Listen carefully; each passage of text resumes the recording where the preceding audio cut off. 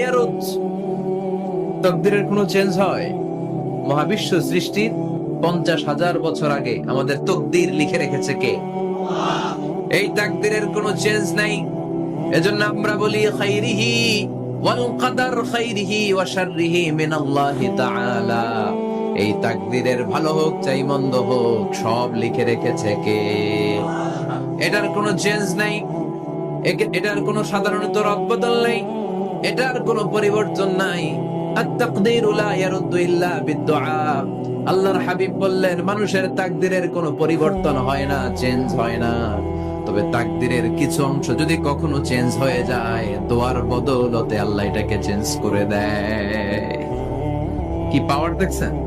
তাকদীরও change করে ফেলে দোয়া, তাকদীর চেঞ্জ হয়ে যায়। আমরা প্রায় শুনি মুমূর্ষু রোগী, ক্যান্সার আক্রান্ত, বাংলাদেশের সবচেয়ে বড় ডাক্তার ঘোষণা দিয়েছে বাঁচবে না, বেশি বাঁচলে 3 মাস। কয় মাস? এরপরেও দেখা গেছে উনি 10 বছর বেঁচে ছিল। এরকম নজির এদেশে আছে না নাই? কিভাবে বাঁচলো?